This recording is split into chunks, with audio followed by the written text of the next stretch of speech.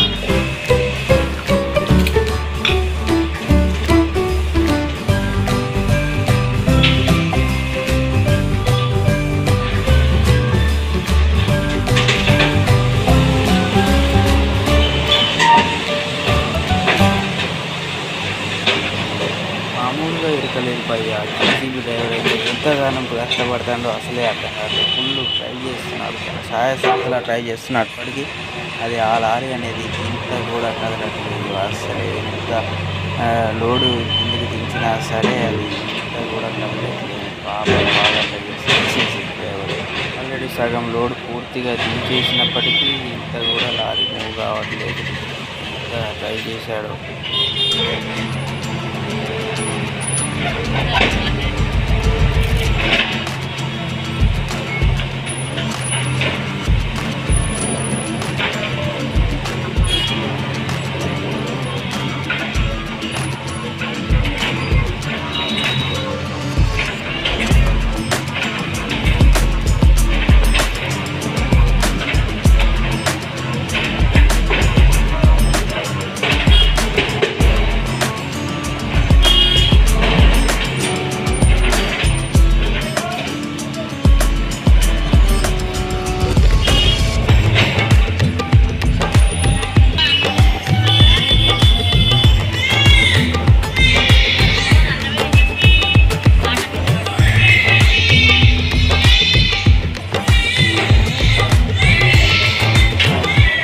Friends, మీరు చూస్తున్నట్టుగా చాలాసేపు నుంచి అయితే అతను చాలా కష్టపడుతున్నాడు.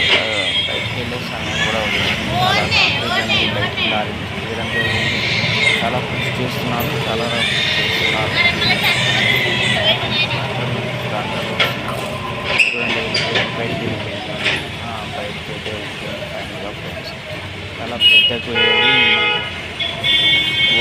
అయితే చాలా నార్మల్గా రోడ్ అయితే నార్మల్గా ఉంది, కానీ ఒక్కసారిగా లోపలికి చాలా పెద్ద గుడి ఏర్పడింది. చూడండి ఎంత పెద్ద గుడి ఏర్పడింది. ఈ వీడియో నచ్చినట్లయితే ఒక లైక్ కొట్టండి ఫ్రెండ్స్.